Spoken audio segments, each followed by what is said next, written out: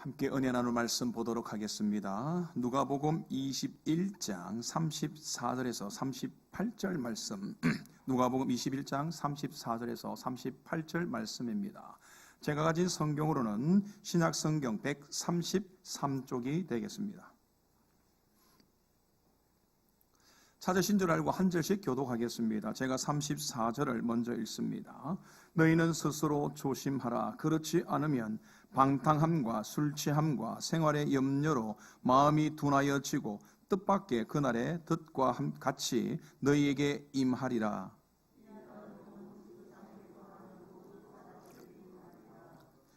이러므로 너희는 장차 올 이 모든 일을 능히 피하고 인자 앞에 서도록 항상 기도하며 깨어 있으라 하시니라.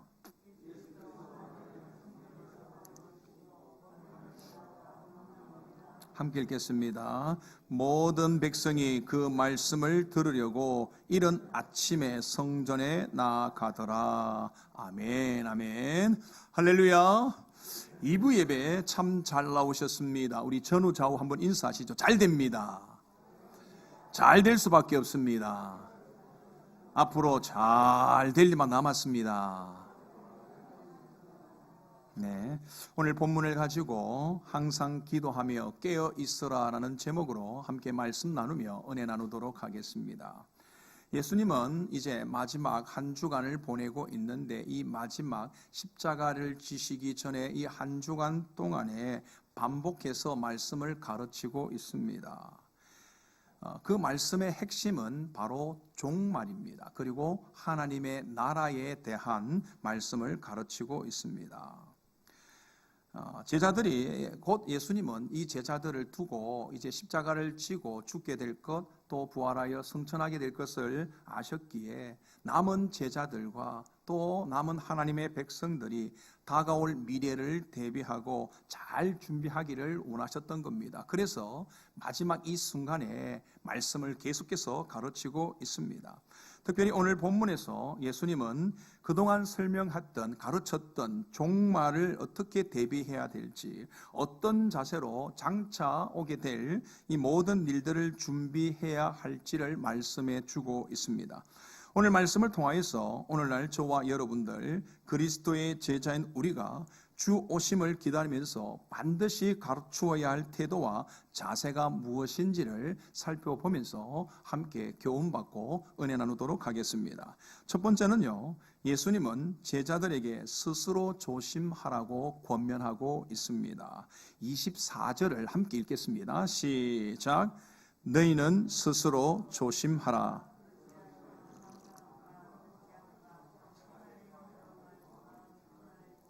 뜻밖의 그날이 덫과 같이 너희에게 임하리라. 아멘. 오늘 본문은 예수님께서 지금까지의 가르치심을 이제 마무리하면서 제자들과 그 자리에 있는 백성들에게 애정을 담아서 권면하는 내용입니다. 예수님은 제자들과 그 있는 백성들에게 스스로 조심하라, 스스로 조심하라 그렇게 말합니다. 이것은요, 다른 사람이 도와줄 수 없는, 이제는 오롯이 자기 스스로 이것을 감당해야 된다는 것을 말합니다. 왜냐하면 마지막 때가 되면 재난이 있고 환란이 있을 거라고 했습니다. 그러한 때에 다른 사람이 더 이상 이제 도와줄 수 없고 오롯이 자기가 감당해야 한다는 겁니다. 사람들은 그런데 그때가 되면 자꾸만 책임을 피하고 또 다른 사람에게 책임을 전가하고자 하는 그런 습성이 있습니다. 그런데 이 마지막 때 상황에는 삶을 위해서는 도움을 받을 수 있지만 구원에 관해서는 어떠한 도움도 받을 수 없고 어떤 핑계도 될 수 없다라는 겁니다. 자기 스스로를 자기가 지키지 않으면 망할 수밖에 없다라는 겁니다. 이렇게 사람들은 스스로 자기를 지켜야 하는 거죠.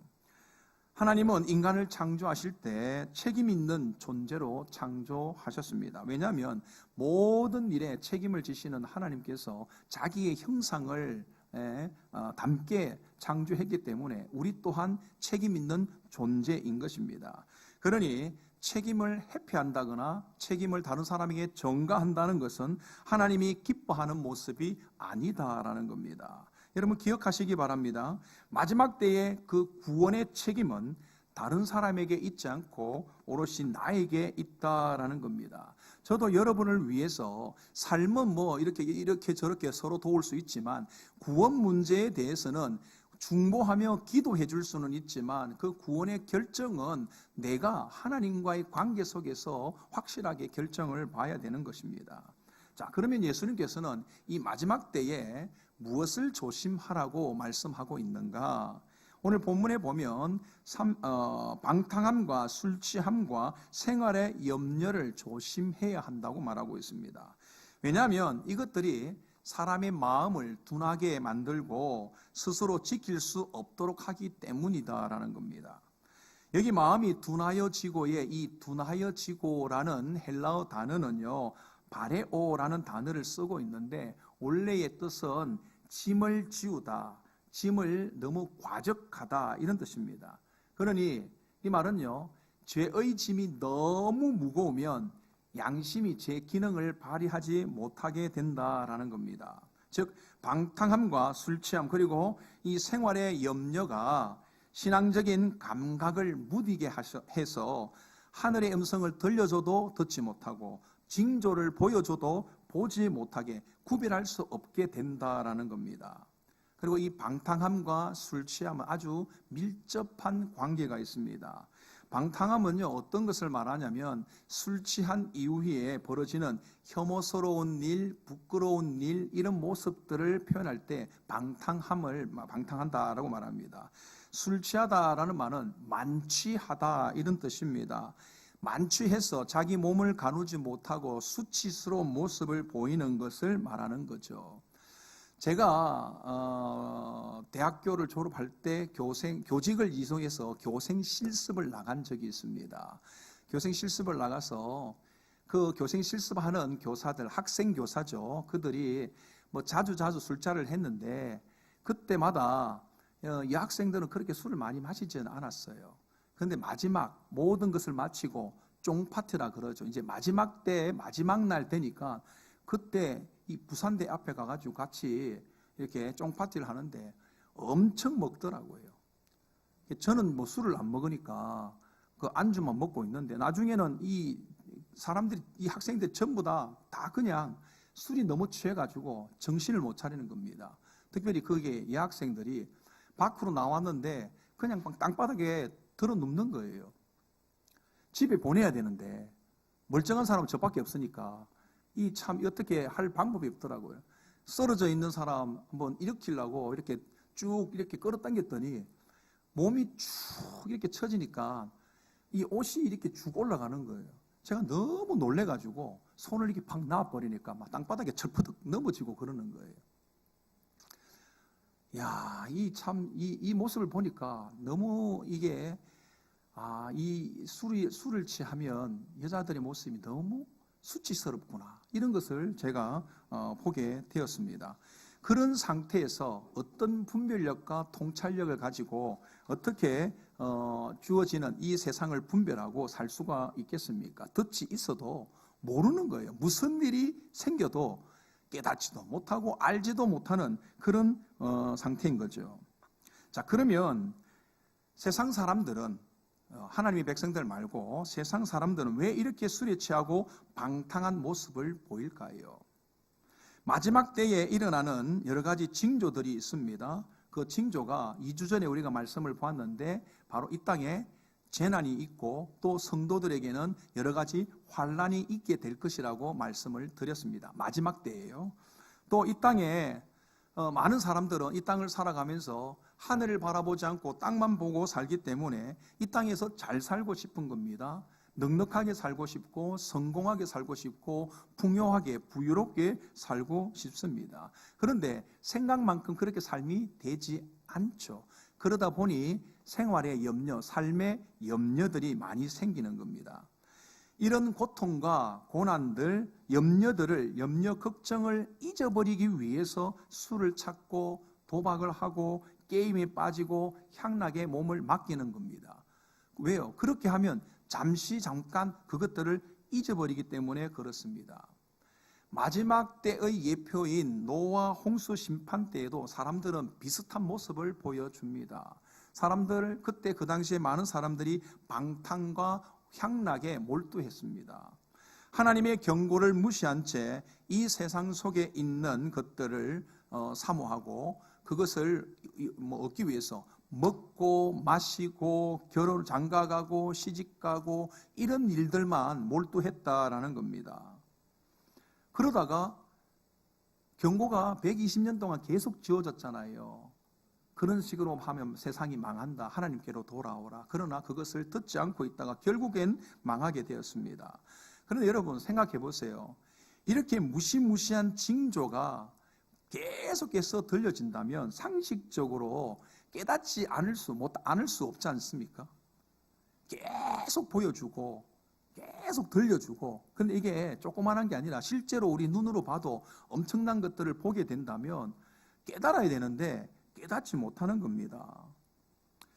깨닫지 못하는 이유 중에 하나는요, 그 마지막 때 오는 이 재난과 이 환란의 징조가 너무 두려운 겁니다. 무섭고 두려운 겁니다. 너무 커서 스스로 감당할 능력이 없다는 걸 알 때 너무 두렵고 무서움을 가지게 됩니다. 그러다 보니 사람들은 어떻게 하죠? 피하고 싶은 거죠. 어차피 감당 못하니까 피하고 싶은 겁니다. 생각하기 싫은 겁니다. 그래서 다른 곳에 마음을 쏟을 것을 찾게 되는 거죠. 그리고 그곳에 피하는 겁니다. 앞에 말씀드렸던 술, 도박, 게임, 기타 등 조금 더 좀 순하게 하면 취미 활동 이런 데 빠지게 되는 겁니다. 그런데 이것보다 더 궁극적인 문제가 있습니다. 깨닫지 못하는 더 궁극적인 문제가 있는데 그게 뭐냐면 세상 사람들에게는 믿음이 없다는 겁니다. 하나님을 향한 믿음이 없기 때문에 아무리 경고를 해도 그것에 반응하지 않는다라는 겁니다. 마지막 때의 심판은요, 하나님을 떠난 세상의 심판이지 하나님의 백성에 대한 심판이 아니기 때문에 그렇습니다. 우리가 2주 전에 보았듯이 우리가 하나님 편에 붙어 있기만 하면 우리 주님께서 뭐라고 말씀하셨냐면 우리 머리털 하나도 상하지 않고 우리의 영혼을 얻을 수 있다, 지킬 수 있다라고 말씀했습니다. 누가복음 21장 18절 19절 함께 읽겠습니다. 시작. 너희 머리털 하나도 상하지 아니하리라. 아멘. 그러니 먹고 마시고 방탕함과 술 취함은요, 믿음이 없는 자들이 행하는 것들입니다. 그런데 이 세상 사람들, 믿음이 없는 사람들이 이런 모습들을 원래 가지게 되는데 왜 하나님의 백성들도 불안하고 염려하고 걱정하고 세상 사람들처럼 이런 모습들을 가지게 되느냐, 그것들을 따라가게 되느냐는 겁니다.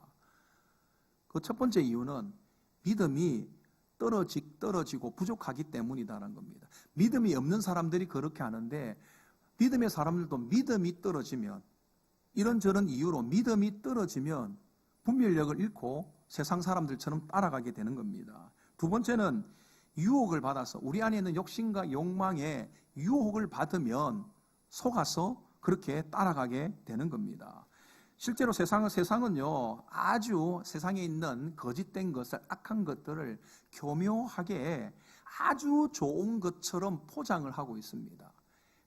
사탄은요, 이 세상에 거짓 메시지를 계속해서 우리에게 던져주고 있다는 겁니다. 그것에 우리가 속고 있는 겁니다. 이제 너무 오래돼서 자기가 속고 있는 것조차 모르고 사는 경우가 많습니다. 제가 예를 몇 가지 들어볼게요. 여러분, 혼밥이라는 거 들어보셨습니까? 혼밥?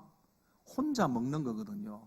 옛날 사람들은 혼자 밥 먹는 거 보면 아이고 천양에 좀 뭐한 짓이고 이렇게 말을 했다고요. 그런데 요즘은 어떻게 포장하느냐, 혼밥을 아주 멋있게 포장을 하는 겁니다. TV나 드라마나 이렇게 보면 혼자서 탁 데코, 조명 탁 아래 쫙 조명을 하고 데코를 딱 해놓고 1인용 화로에다가 한우 고기를 칙 하면서 굽고 음악을 탁 틀고 와인 한 잔 탁 마시면서 인생은 이런 거야, 이런 것들 보여주면 사람들이 와 너무 멋있다 이러면서 그래 나도 혼자서 저렇게 멋있게 즐겨야지. 인생을 자유롭게 멋있게 즐겨야지. 이런 생각을 갖게 되는 겁니다. 근데 여러분 다 먹고 나서 치우려면 힘들고 또 잠자리에 들 때 되면요 갑자기 외로움이 확 몰려들고 잠이 안 오니까 또 한 잔 술 한 잔 하고 안 되면 수면제 먹고 그렇게 잔다니까요. 좋은 것처럼 멋있는 것처럼 꾸몄지만 실질적으로는 그게 멋있고 좋은 게 아니라는 겁니다. 그런데 많은 사람들이 그 거짓 메시지에 따라서 그렇게 해보고 싶은 거예요. 결혼이란 것도 그렇습니다. 요즘 젊은이들 결혼 안 한다는 거죠. 그리고 자녀, 아기를 안 낳겠다는 겁니다. 이게 얼마나 하나님을 대적하는 행위인지를 몰라요. 드라마나 모든 것들이 세상은요, 사탄은 우리에게 자꾸만 이런 거짓 메시지를 보여줍니다. 결혼하면 너무 힘들어. 맨날 싸우지, 독방 육아하지, 집에서 또 아이들을 양육하는 이런 사람들에 대해서는 세상이 뭐라고 자꾸 보여주냐면요. 집에서 아이만 키우는 사람은 능력 없는 사람이야. 밖에 나가서 직장에서 일하는 여성들은 커리어 우먼이고 아주 멋있어. 이런 것들을 보여준다는 거죠. 여러분 다 그게 속는 겁니다. 내가 잘 되는 것보다 여러분 우리의 자녀들이 잘 되는 것이 훨씬 더 밝은 세상을 만드는 겁니다. 여러분 내가 잘 되고 우리 자녀가 잘못되고 또 그 자녀도 지가 잘 되고 그 자녀가 잘못되면 세상은 망하는 거예요. 우리의 자녀들이 점점 잘 돼야 좋은 세상이 오는데 자꾸 세상 사람들은 거꾸로 가고 있는 겁니다. 왜? 사탄이 속이는 거예요. 함께하면 불편하고 자유롭지 못하다. 이 메시지를 자꾸 주는데 다른 면이 있다는 걸 아셔야 됩니다.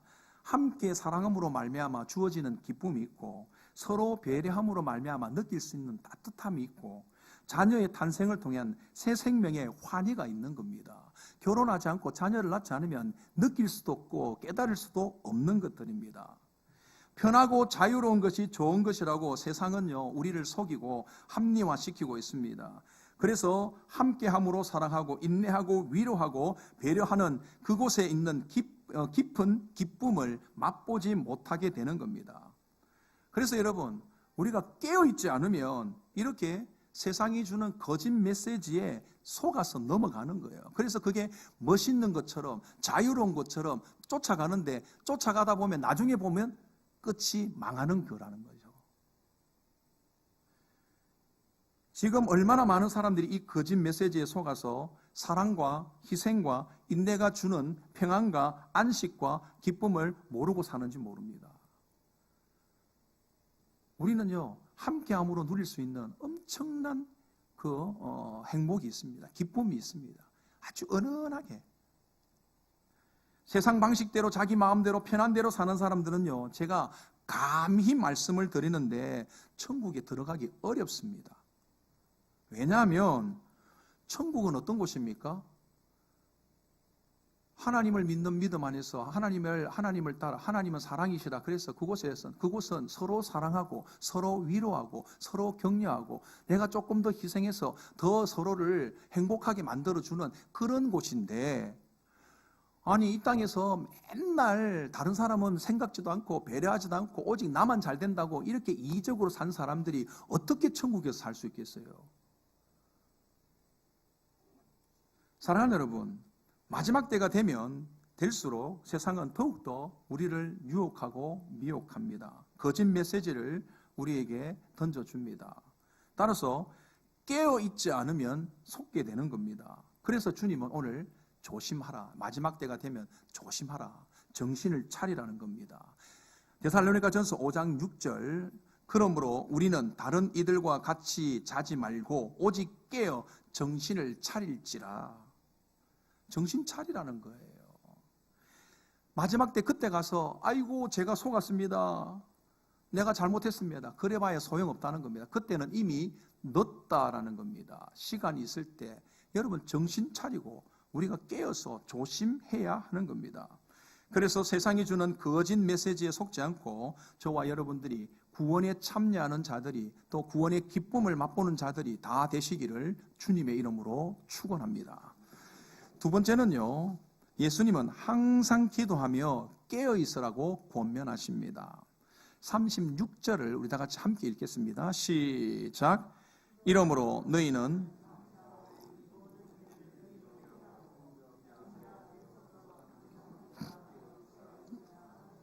아멘.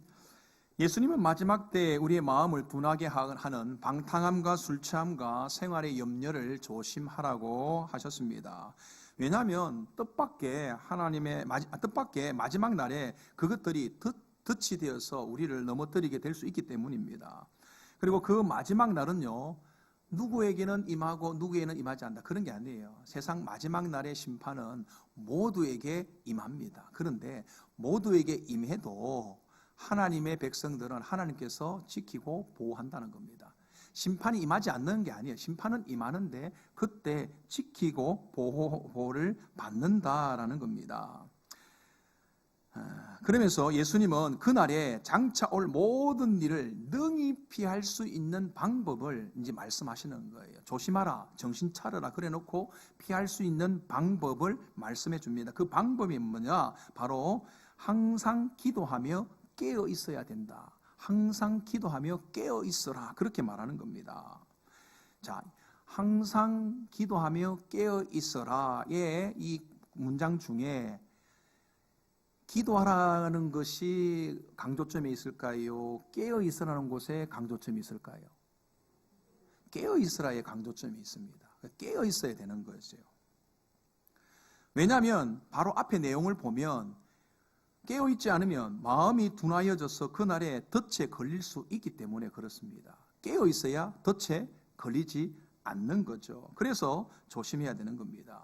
자, 그런데 조심하기 위해서, 그것들을 조심하기 위해서 깨어있어야 되는데, 이 깨어있다라는 단어가 어떤 내용이냐면요, 잠자지 않고 있다, 깨어 지키다, 이런 뜻입니다. 즉 깨어있어라, 그 말은 너희 자지 말고 앉아 있으라, 지켜라, 이런 말이에요. 그러면 여러분 생각이 다죠. 아니, 사람이 어떻게 안 자고 살 수 있습니까? 하루 이틀은 내가 안 자도 어떻게 해볼 수 있지만 항상 자지 않고 깨어 있는 그거는 있을 수가 없지 않습니까? 이렇게 반문할 수 있습니다. 맞습니다. 우리의 육신은 항상 깨어 있을 수 없습니다. 그러니 이 구절에 깨어 있으라는 말은 단순히 잠을 자지 말라는 그런 말은 아니라는 거죠. 결국은 이 말은요, 종말의 징조를 아는 일에 민감하게 반응하라는 것이죠. 그러기 위해서 해야 되는 일이 뭡니까? 깨어 있기 위해서 이 마지막 때에 징조가 보여질 때 민감하게 반응하기 위해서 해야 될 일이 뭐냐? 그게 바로 항상 기도하는 겁니다.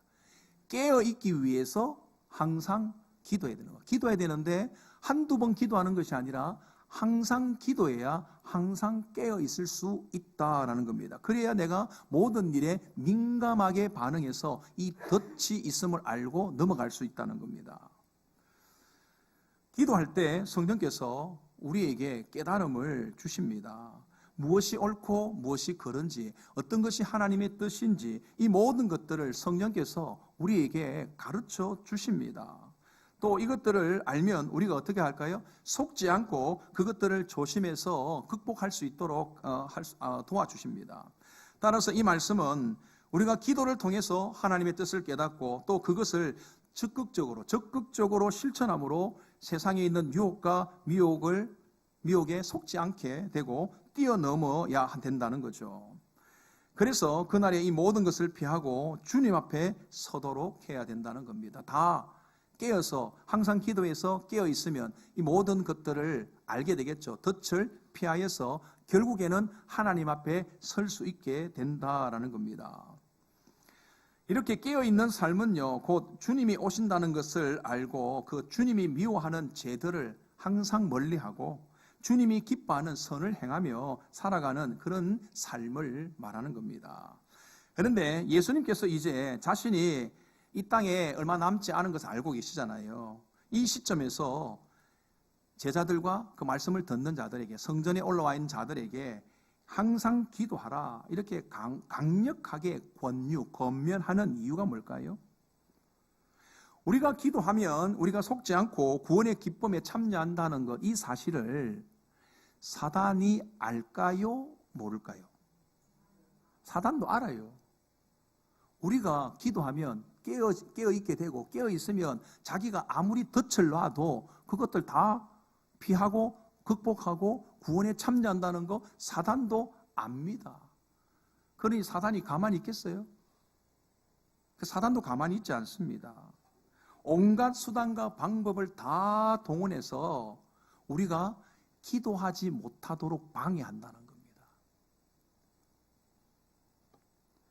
때로는 세상의 힘과 권세로 위협하고, 직장에 있는 분들은 회사 간부나 위에서 교회 가지 마라, 이런 뭐 야근하라, 기타 등등 이래가지고 교회 못 가도록 하는 게 있고, 정권에서도 교회에 자꾸 제한을 해가지고 못 가도록 하는 것도 있을 수 있습니다. 또 우리의 욕심과 욕망을 자극해서 유혹을 해서 아까 말했던 속이는 어떤 그런 거짓 메시지를 자꾸 줘서 우리가 속아서 넘어지게 하는 겁니다. 또 이 땅의 일에 열심히 하면 성공할 수 있다, 이런 메시지를 자꾸 주니까 더 열심히 하고 더 분주하게 살면서 너무 바빠서 기도하지 못하게 하는 겁니다. 그렇게 하면 어떻게 되느냐? 우리가 기도하지 못하게 되고, 기도하지 못하면 분별력이 떨어지고, 분별력이 떨어지면 깨어있지 못하니까 속게 되는 거죠. 여러분, 한국 교회가 부흥하고 성장할 때 가만히 지켜보면 그 원동력이 뭐냐? 말씀과 기도였습니다. 기도할 때 부흥의 역사들이 있었거든요. 평양 대부흥도 그렇고요, 오순절 성령 부흥도 다 기도가 그곳에 있었습니다. 그런데 그렇게 부흥했던 한국 교회가 점차적으로 줄어들고 있습니다. 쭈그러들고 있어요. 그런데 이렇게 줄어들고 있는 이 상황 속에서 다만 또 이렇게 조사를 해보니까 뭐가 달라졌느냐? 말씀과 기도, 특별히 기도가 사라지고 있더라는 거죠. 예전에는 기도원에 가면 사람들이 가득가득 있었습니다. 소나무 뿌리 뽑는다고 진짜 그곳에 막 잡고 흔든 사람들이 얼마나 많은지 몰라요. 물론 다 올바른 기도를 했다, 물론 그렇지는 않습니다. 기복적인 기도한 사람도 있겠죠. 하지만 그 많은 사람들 가운데는 그렇게 기도하다가 하나님의 은혜를 경험하고 놀라운 것들을 경험한 사람들이 많았다라는 거죠. 그럴 때 심령의 부흥이 일어나고 그것들이 교회의 부흥의 원동력이 되었던 겁니다. 그런데 지금 기도원에 가면 사람들이 없어요. 나무는 깨끗하고 풀이 무성하게 자라 있다는 겁니다. 교회에 새벽 기도하는 사람들이 엄청 줄었습니다. 또 기도하는 시간도, 사람도 줄었지만 시간도 많이 줄었습니다. 제가 여러 목사님들하고 운동할 때 저는 이제 기도하고 가면 왜 늦게 왔냐고 그래요. 왜요? 기도하다가 늦게 왔다고. 뭐 기도를 그렇게 오래 하냐고. 목사님 교회는 기도 그렇게 안 합니까? 내가 기도하고 30분만 기도하고 돌아서면 아무도 없다. 저도 진짜 그러고 싶은데 그럴 수가 없어요. 우리 장로님이 1시간 이상, 2시간 이상 기도하기 때문에. 같이 기도하는 거예요. 그러다 보니까 저희 교회는 그래도 새벽 기도 많이는 안 나와요.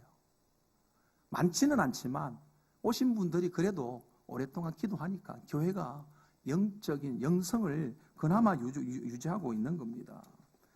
여러분, 이렇게 기도하지 않으면 점점 영성이 줄어들고 깨어 있을 수가 없는 겁니다. 믿음도 떨어지게 되는 겁니다. 그러다 보면 세상 방법을 쫓아가게 되고 환난과 고통을 잊어버리기 위해서 방탕함과 술 취함에 이런 것들에 빠져들게 되는 겁니다.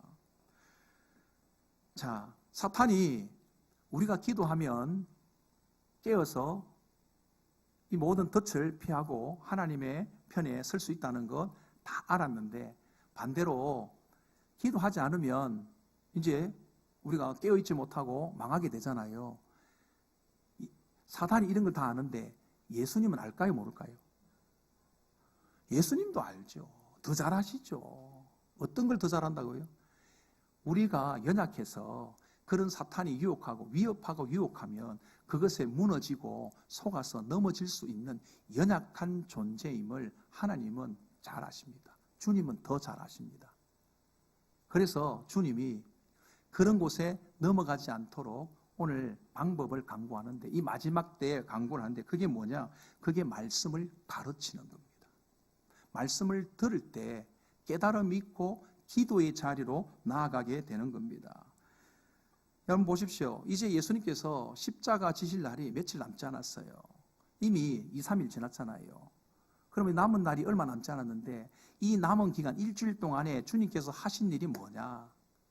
이른 아침에 성전에 올라가셔서 그때부터 마지막 해질 때까지, 저녁 때까지 말씀을 가르쳤다라는 것입니다. 사단은 우리를 유혹하고 미혹하여 기도하지 못하게 하지만, 예수님은 말씀을 가르침으로 말미암아 우리가 기도의 자리로 나아갈 수 있게 하신다라는 겁니다. 계속해서 말씀을 가르치면, 말씀을 들을 때 깨달음이 있고, 깨달음이 있으면 내가 기도해야 되겠구나, 이런 마음이 자연스럽게 생기는 겁니다. 그 마음으로 기도하면 역시 깨어있게 되는 거죠. 그래서 예수님께서 이 제자들을 그렇게 가르치는 겁니다. 그랬더니 이 백성들이 어떻게 오늘 반응하고 있는가? 이 반응이 오늘 저와 여러분이 해야 될 반응이다는 겁니다. 38절 한번 함께 읽겠습니다. 시작.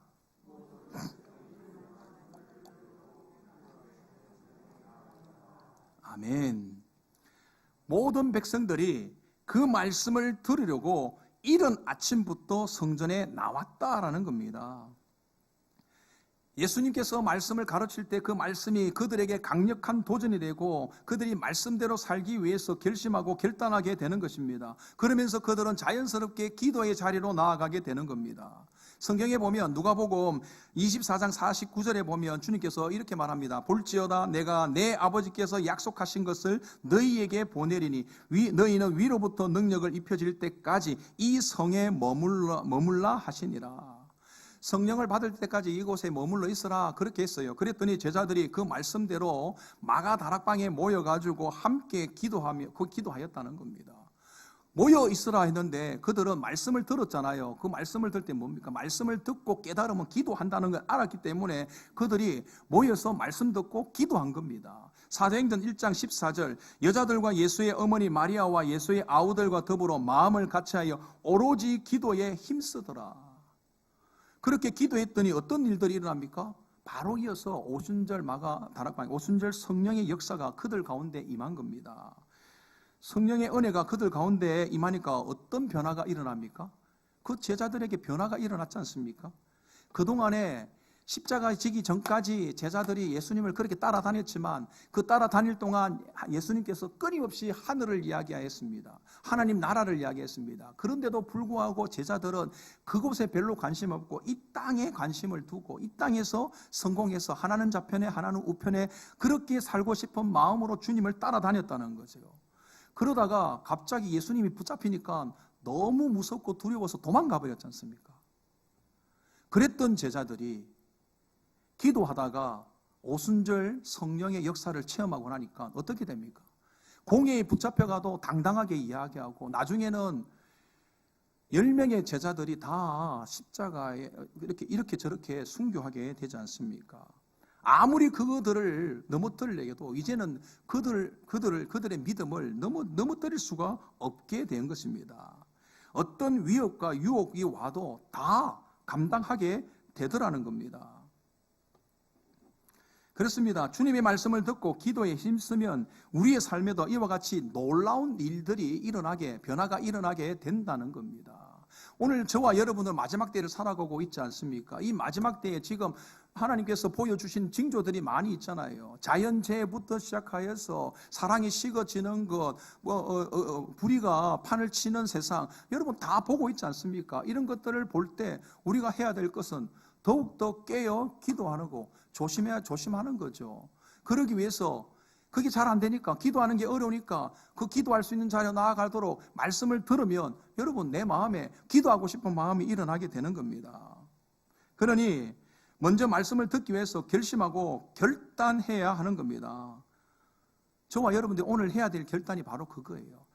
내가 말씀을 들어야 기도할 수 있는 자리에 나갈 수 있구나.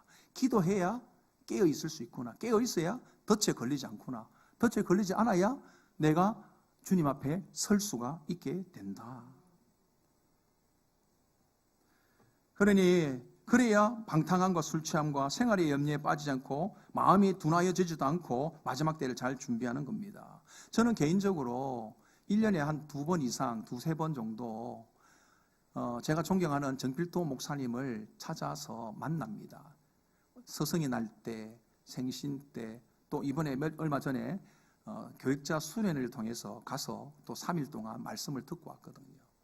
제가 그런 곳에 길을 쓰고 찾아가서 만나려고 합니다. 왜 그런지 아십니까? 목회를 하다 보면 저도 나름대로 열심히 한다고 하는데도 불구하고 이 세상의 사탄의 유혹에 너무 유혹이 강하기 때문에 점점점 나도 모르는 사이에 이렇게 게으름과 나태함에 빠져 있는 것을 보게 됩니다. 성도를 향한 마음이, 사랑의 마음이 어느 순간인가 점점점 줄어들고 있는 거예요. 그러다가 목사님을 만나서 말씀을 딱 들으면 정신이 번쩍 드는 거예요. 내가 게으르고 나태했구나. 내가 지금 기도가 부족했구나. 성도를 내가 너무 깊이 사랑하지 못하고 있구나. 이런 것들이 확 다 드러나면서 깨닫게 됩니다. 그러니 자연스럽게 어떻게 됩니까? 그 말씀의 빛이 나에게 비쳐서 내가 지금 속에 있는 죄와 허물들, 잘못된 들 다 알게 되니까 자연스럽게 기도하는 자리에 나와서 회개하고 다시는 내가 이렇게 살지 않겠습니다. 다시 열심히 살겠습니다. 그런 결심하고 결단하는 기도의 자리로 나아가게 되더라는 거죠. 오늘 여러분도 마찬가지입니다. 이 자리에 앉아서 말씀을 들으니 내가 이렇게 살아야겠다, 저렇게 살아야겠다 다짐하고 결심하는 것들이 생길 거예요. 그런데 이런 말씀을 전혀 듣지 않는 사람들은 점점 더 세상의 유혹에 미혹되고 넘어져서 점점 더 믿음에서 멀어지게 되는 겁니다. 그러니 말씀을 들어야 기도의 자리로 나아가고 기도를 해야 깨어있고 깨어있어야 덫에 걸리지 않고 덫에 걸리지 않아야 구원의 자리에 참여하게 되는 것입니다. 말씀을 맺겠습니다. 사랑하는 여러분, 마지막 때가 되면 이 땅에 여러 가지 재난과 또 성도의 환난이 있다고 분명히 말씀하고 있습니다. 또 세상은 온갖 술수로 우리를 미혹하고 유혹하여서 기도하지 못하도록 넘어지도록 하려고 한다는 것입니다. 그래서 우리의 마음이 둔해서 그 덫에 걸려 넘어지게 한다는 거죠. 하나님으로부터 멀어지게 하고 떠나게 하려 하는 겁니다. 이럴 때 예수님께서 하셨던 것처럼 말씀을 가르침으로 깨닫게 해서 기도의 자리에 나아가게 하는 것처럼 우리가 말씀을 듣고 기도하는 자리로 나아가야 되는 겁니다. 그래서 항상 기도로 깨어 있어서 우리 앞에 놓여 있는 덫을 피해 가셔야 됩니다. 저와 여러분들이 오늘 이 말씀을 듣기 위해서 다시 한 번 더 결심하고 결단할 수 있기를 바랍니다. 그리고 기도의 자리로 나아갈 수 있기를 소원합니다. 그래서 우리가 안고 있는 현재의 어떤 문제, 어떤 상황, 어떤 환경도 다 극복하고 이겨나갈 수 있기를 소원합니다. 주님 앞에서는 구원의 기쁨과 구원에 참여하는 자들이 되시기를 주님의 이름으로 축원합니다.